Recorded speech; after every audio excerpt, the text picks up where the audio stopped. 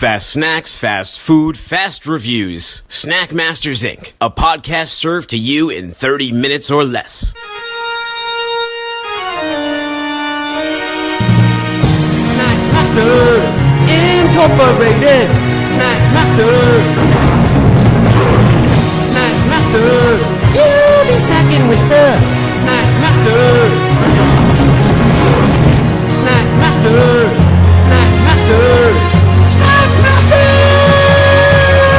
Yeah!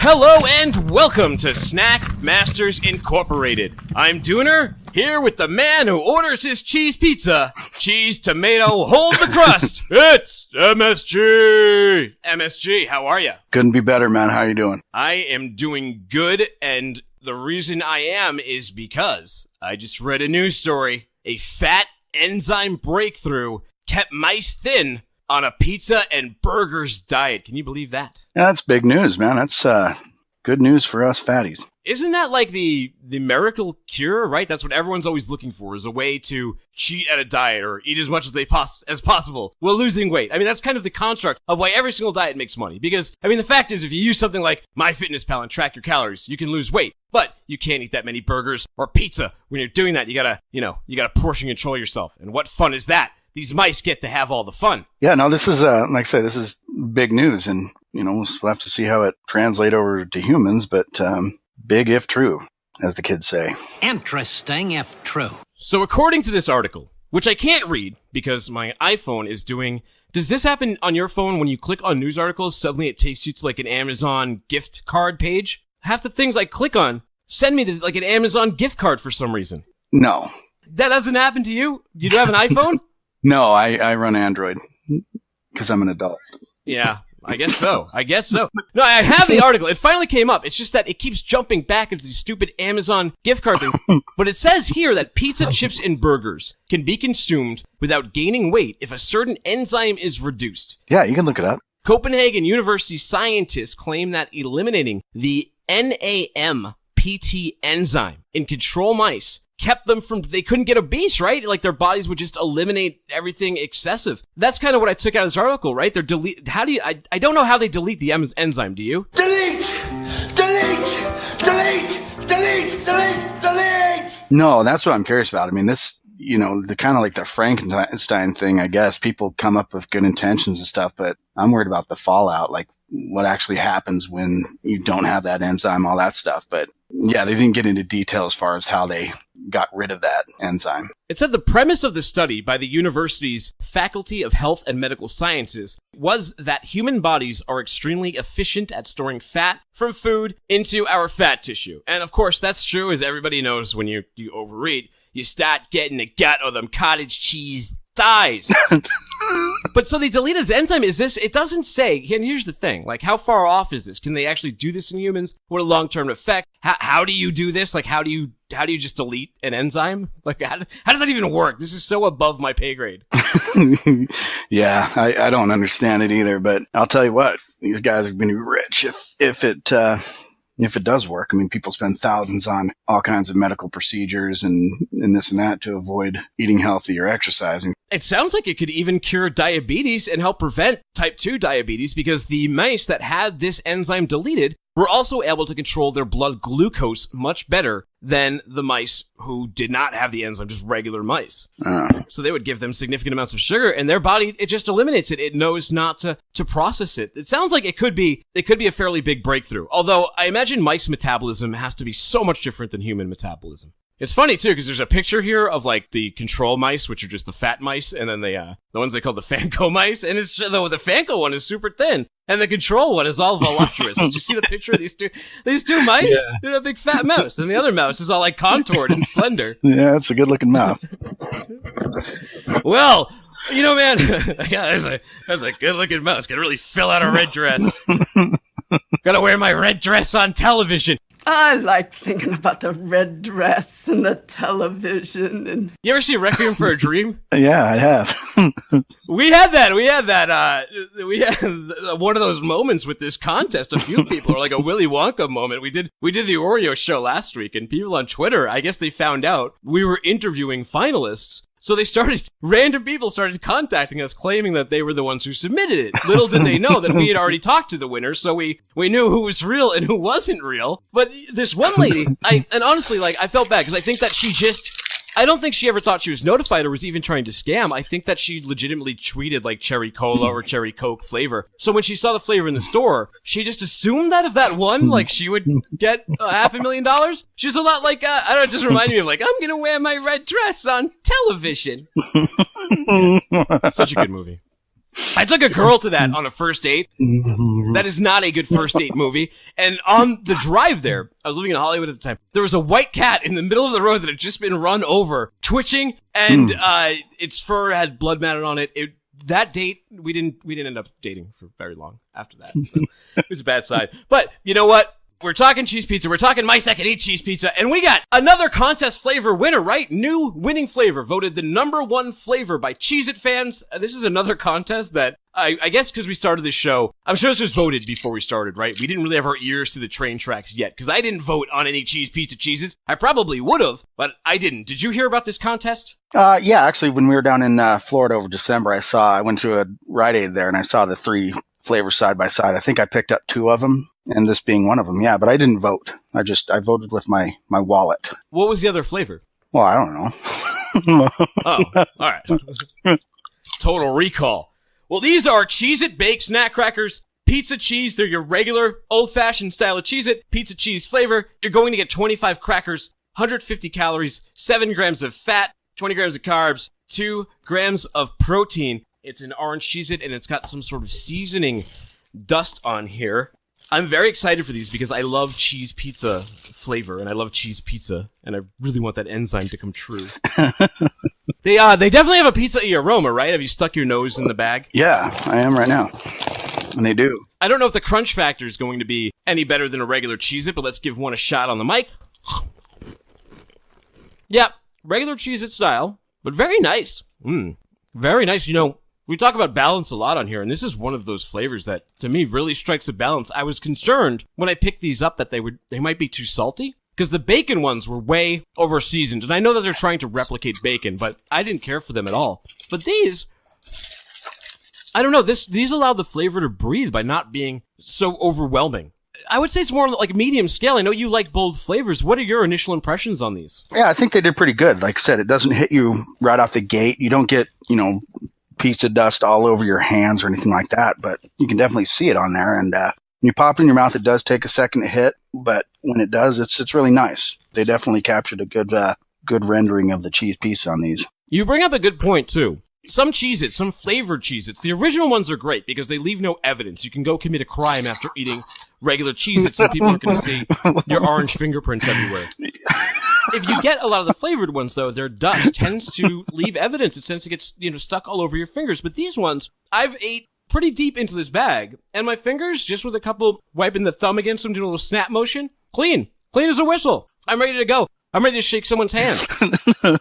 We discussed this before. Cheez-It's not always your favorite, but where would you rank these against other Cheez-Its? I'd put these above regular Cheez-Its. I don't mind Cheez-Its, but I get kind of bored with them, but these add a little bit of zest to it. If Cheez-Its to me as a regular snack would be a 6, I'd put these at an 8. I know I'm kind of hitting that number a lot lately, but oh, you know what? And I just remembered the flavors that I had down there were cheeseburger and nacho.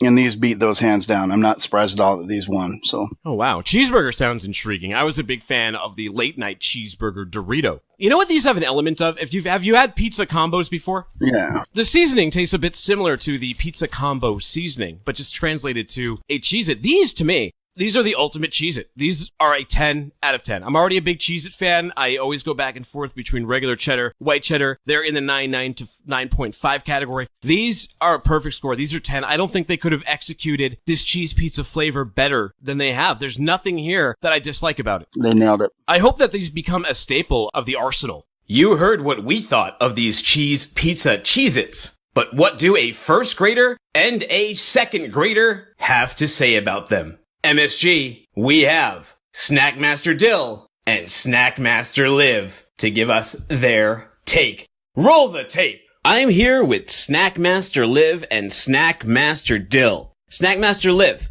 what grade are you in? First grade.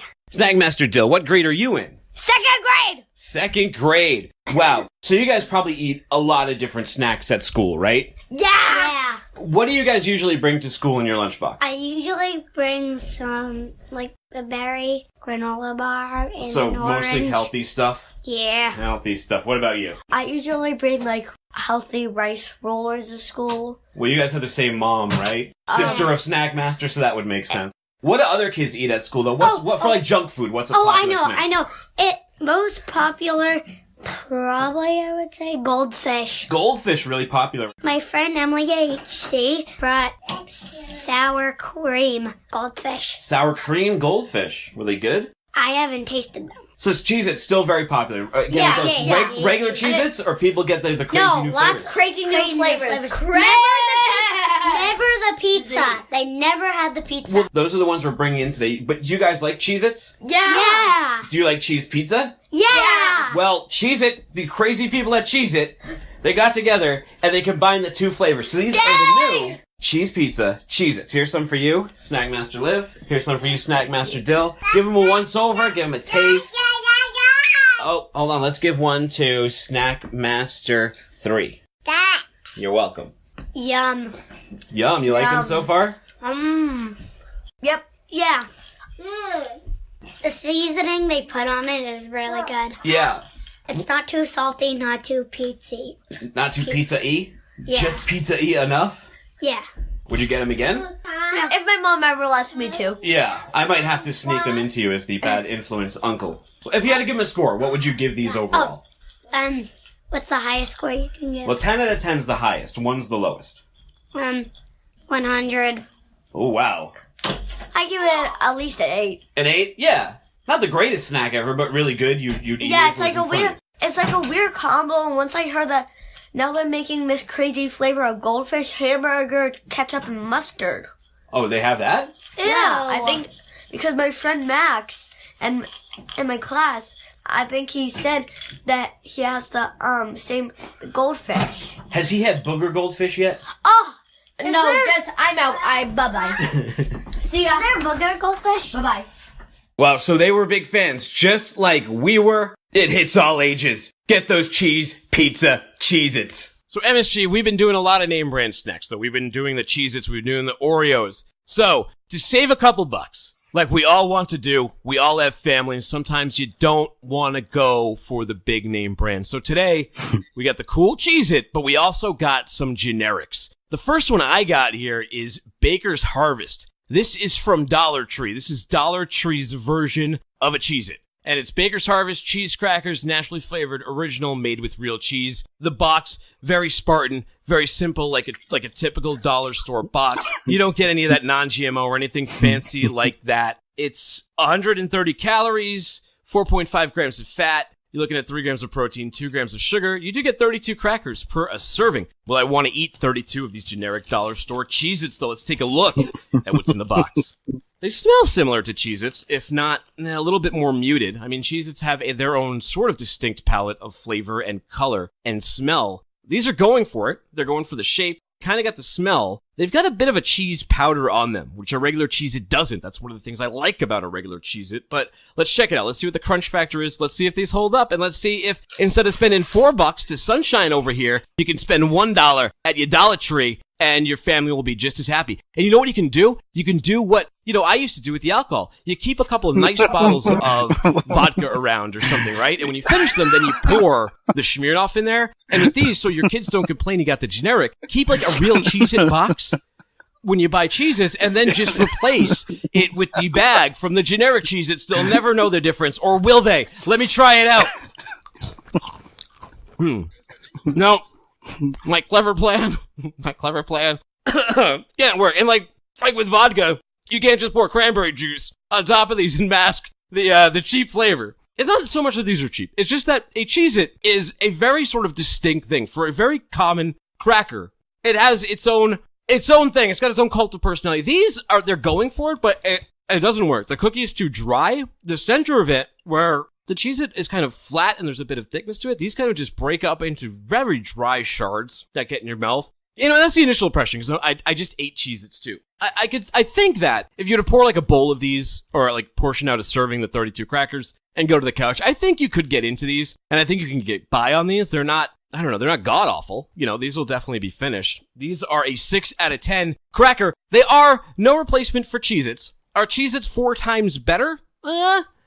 Maybe. Depends on how much you like Cheez-Its, but I don't think these cheese crackers are terrible. Like I said, 6 out of 10. I'll finish the box, and yeah, if I'm feeling like it, I'm in the dollar store, I got $1, I might get them again. What did you get today to save our customers some money in their wallet? Well, I picked up the Signature Kitchens brand, which was right next to the Cheez-Its display there at Albertsons. But I think they're based out of Boise. So anyhow, they came up with their version of it called Cheese Bites, and these are white cheddar flavor. They didn't have, this is the only variety that they had. They didn't have plain, they didn't have anything extravagant. They had white cheddar brand. So, these are pretty good actually. I was surprised because like you said, for as plain as Cheez-Its are, it seems to be, quite a bit of variance in the consistency and the flavor when you get into other brands. But these are I think they're a little bit airier, if I can, a little bit lighter than a regular Cheez-It. It's not as dense. You do get the seasoning all over your fingers. It's this white powdery stuff, so be careful to wipe that off if you're going to go see your boss or something like that, but you will get white powder everywhere. The taste is pretty good, though. It's a nice... What it kind of reminds me of is... if you dip your finger in the powder of Kraft macaroni and cheese, though. You know what I mean? Yeah. Is it really concentrated like that? That's very salty. No, it's not like they, completely coated it in that, but just kind of lightly dusted with that. It's just kind of that flavor. Not nearly as good as the cheese pizza flavored one. So I'd put these at about a 4. I got one more here. These ones too. And now that I'm looking at them a little bit more, these might not necessarily be going after the Cheez-It so much as it's going after the goldfish. That's not Stouffer's, that's Staffers? Stauffers. It's not Stouffer's, it's Staffers. It's like a bogus... They make stuffing too? Hey Mom, you got Staffers. This isn't Stouffer's. I can tell you just switched boxes again.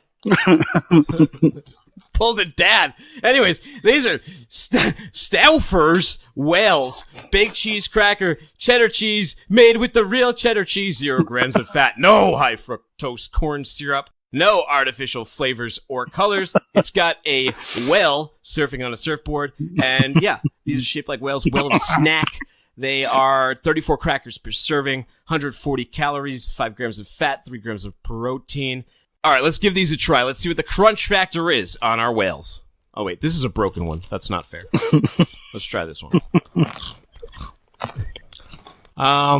Yeah, these aren't trying to do the Cheez-It thing. These are definitely going for the goldfish market. And kind of like how the other ones were sort of like Cheez-Its, but you could tell they were dollar store Cheez-Its. These are sort of like goldfish, but you can tell that they're dollar store goldfish. There's a certain distinction. You mentioned it on the Cheez-It. The Cheez-It has a certain density to it, and I think that's the biggest thing that throws you off. Even more than the flavor, when you buy some of these off-brand ones, it's just not the right consistency. These don't have the right airiness that a goldfish would have. The cheese flavor is okay. It's just that some of these flavors are so archetypal to, I guess, your snack profile, right? Like the Cheez-It is so distinct. The goldfish is so distinct that it's hard for one of these interlopers to just come into your cupboard and make a home in your mouth. These whales, they disappoint me. I do not think I would get them again. I mean, the dollar's a good price, but these more so than the knockoff Cheez-It, which I said were doable. These I don't really think are. I don't think they're a fair replacement. I'm going to give them a 5 out of 10. Great value for your dollar. This box will not go to waste. But next time I'm in the dollar store, I probably will not be picking up another box of whales, unless, of course, someone in the house really adores these things. Yeah, it just kind of makes me wonder if you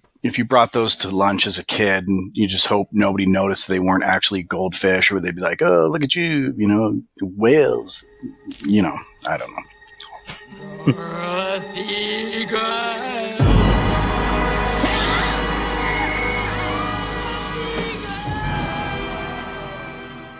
Yeah, 9-inch whales.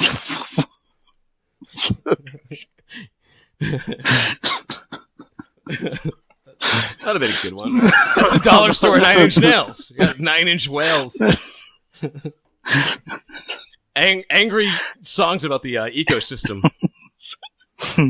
Do people want to still save the whales? I want to save the whales, but they even made, like, in the 80s, the rainforest and the ozone and the whales were really big things and really drilled into our heads. We don't really talk about the ozone layer anymore. Do we still talk about the whales? I know they probably need saving, but has there been a big spill lately? No, I don't know if they're just keeping them under wraps now or what, but that cause seems to have gone by the wayside. Still got Greenpeace out there, right? They're still shooting people with fire hoses on the high seas. I imagine they are. Or they get chased off by the Somalis. Did you get any more generic Cheez-Its? Who'da, woulda, thought, she's gonna give me top. No, that's all right. Hey, is acid rain still a thing? I don't know. I remember hearing about it as a kid, like being really freaked out and scared of it, but, maybe we fixed those problems too, or else, I don't know. Killer bees from Mexico? That's another one. Now everybody wants to save bees and, you get. Well, yeah, there's not enough bees, right? But they used to say the killer bees were going to come up from Mexico and they're going to be, in New York City anytime now. Well, I mean, that was like 35 years ago and they're not here yet. Oh, yeah, I got stung by one. I didn't know they'd even moved in.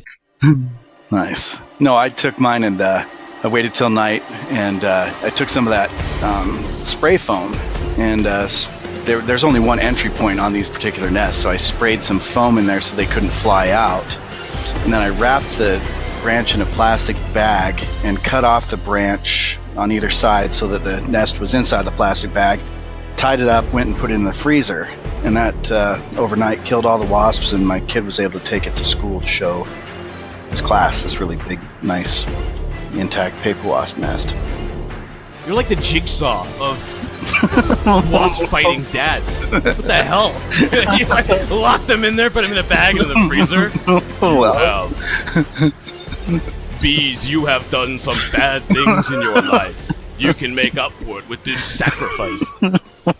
We're Snackmasters, Inc. You can find this episode and all of our old ones at snackmastersinc.com. We're also now on Spotify, iTunes, Stitcher, Google Play, and everywhere podcasts are heard around the world. We're on Instagram if you want to see all the food photos from this episode, mini reviews, and videos. Speaking of videos, we've got a YouTube channel at Snackmasters Inc. We're also on the Twitter at Snackmasters Inc. And if you want Marty to torture any bugs in your backyard, Snackmasters Inc. at gmail.com. So, buddy, another dream comes true. I know I wanted this cola Oreo. We talked about it last episode. And that lady happened to be from Reseda, home to Daniel LaRusso. And this show we're going to be closing out talking about, it's Cobra Kai. Here's the trailer. Fighting positions. Fire! I just don't know why you'd ever want to bring back Cobra Kai. We do not train to be merciful here. Mercy is for the weak. You may know the moves, but none of that matters unless you have balance. Are you ready to learn the way of the fist? Yes, Sensei! Johnny, you and I, we aren't done.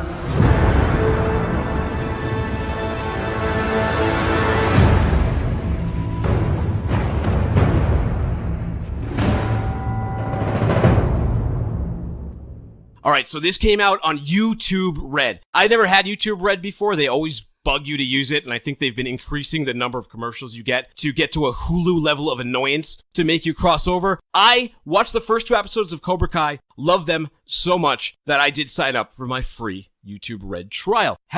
First of all, are you a Karate Kid fan? Yeah, I watched all the movies. I didn't watch the newest one with Smith, with the girl. Yeah, no, I didn't see that one, but Hilary Swank. No, I watched the 3.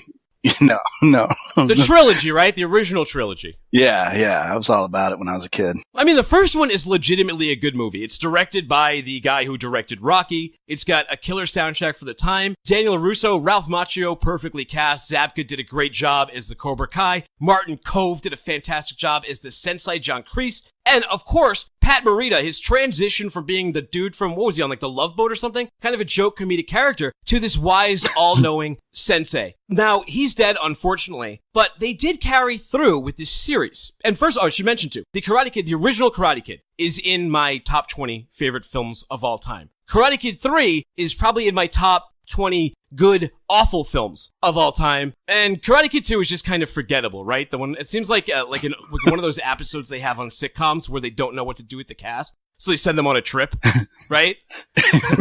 Yeah. Which is weird because it's a movie. Like, it's a movie. You don't have to make that episode because you have to make 30 episodes a season. But they turned it into a movie. It did have that one thing, though, where karate chops the ice. And Chosen was pretty bad. Remember Mike Barnes? LaRusso's like all fat in Karate Kid 3, too. It's hilarious. He's got a big butt. He's always tucking his shirt in to accentuate it. And then the guy, the evil sensei who trains him. Hey, I like that! Oh, I like that, Johnny! I'm gonna use that! The show retcons all this stuff. It doesn't care about what happened in Karate Kid 3. Then the show sort of takes off in the future, and now Daniel LaRusso is a big car dealership mogul in the area. You watched the show. What did you think of it? Did you watch the whole thing? No. I just because of time constraints, I watched the first 2 episodes, and yeah, they're pretty good. I think. It's funny to me because there was an era where, you know, the good guys wore white and the bad guys wore black hats, and, you know, it was real defined. But we've kind of transitioned into where characters are a little more relatable. Nobody's perfect. Nobody's all evil. They tried to kind of paint Johnny as this bum kind of loser, and, you know, he had a pretty rough couple of days, I thought. You know, he's probably coping the best he can. You know, it kind of shows him in a different light. You kind of sympathize with the bad guy there, and then, you know, you see Danny's kind of a tool. You know, they just made him more relatable. Like, he's got this crappy kid that he just kind of, you know, leaves him be playing video games all the time or whatever, and a couple of flawed characters. I like that part. But what's funny to me is that tournament, I've never been to a karate tournament, but apparently that like shaped the paths of these two guys' lives. Like, that was the pivotal point in their whole existence, was this karate tournament, you know? I think so, but I think you might be missing a slight point here. And that is that the original Karate Kid is a movie about fatherhood. It's a movie about boys without fathers. They don't get into Johnny's home life in the original Karate Kid, but they do Daniel. You get to go to his house. He doesn't have a dad. Mr. Miyagi becomes his de facto father, sensei. What we learn in this series is that Zabka had a similar thing. His latchkey kid, rich father who didn't care. John Kreese became his sensei. So the bad teaching by these two senseis is what forged them. This series keeps that theme of fatherhood, which I think is magnificent. And I don't want to give away any spoilers or anything, but there's 2 new students that come up in this series. There's Miguel and Rob, and there's Daniel, and there's Zabka. And, you know, the show's it's not about being completely unpredictable. You can kind of see some things coming that are going to happen. But what you would like about it is it still has that charming, endearing quality that the original Karate Kid had. It has a knowing tone. It definitely breaks the fourth wall in how it references itself and its characters, but I didn't think it did it in an annoying way. And I think it knew when to be kind of serious in the plot and when to allow the jokes to come in. And it really took like the modern template of this story and used the sort of old school 80s theme that Rocky and of course Karate Kid helped forge. Yeah, I think, like I said, you've got 8 more episodes under your belt than I do, so I didn't get into seeing how Johnny grew up and all that stuff. But I was surprised at how much I liked the show. I wasn't sure that I would. Are you going to sign up for your free trial of YouTube Red to catch the last 8? Tough call. I don't like the pressure that I got a lot of pressure from Sirius when they thought I signed up for it, and all I did was like sync my phone to my car. Karate's a joke! I'll tell you this much. When season 2 comes out, I will pay YouTube Red the kind of steep $12.99 that they ask per season. They're more expensive than anybody right now. And what the hell is YouTube Red? Another subscription-based service. I don't even know what else is on there. And I'll tell you, it's got a lot of views. It's got 20, 30 million views for the first episode. I'd like to see it become a hit and take off. I was a big fan. I give the show a solid 9 out of 10. Wow. What if Danny was a real bad guy or something? So Go ahead! You know, and if you watch the movie, Daniel instigates a lot of these fights. Like, nobody bothered this kid for months, right? He got thrown down the hill at the karate studio, but nobody bothered him for months on end. And then at a Halloween party, for some reason, he decides to stick a freaking hose on top of Johnny's head. And then he tries to play victim after he gets his butt kicked. That's one of my favorite scenes in cinema, though, is just Daniel being chased by them dressed as skeletons as he's climbing over those fences. He's wearing like a shower thing. Yeah, and like No Surrender's playing in the back, and he's got the Charger shirt on, and they eventually catch him. It's awesome. It's such an iconic scene. The director of that, he did such a good job. It's amazing to think he also did Karate Kid Part 3, because that movie is like, the Karate Kid could be so stupid, right? The idea could be so dumb if not done well and done delicately, and it was executed flawlessly. Well, if you did make it dumb and you didn't execute it flawlessly, you would have Karate Kid 3, which oddly enough was made by the same exact people who made Karate Kid 1. I don't know, man. Crane, kick us out of here! Snackmaster Jr.!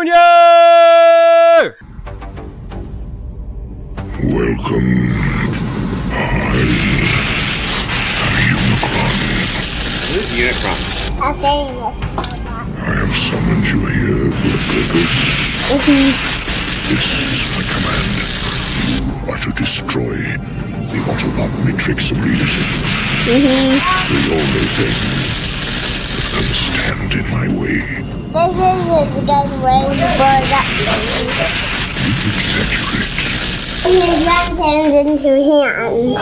Your bargaining postures are dubious. No, it passes the world. Excellent. To Cybertron!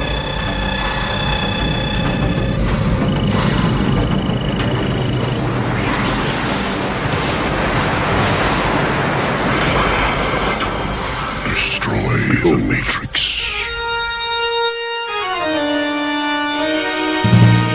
Snack Masters Incorporated. Snack Masters. Snack Masters. You'll be snacking with the Snack Masters.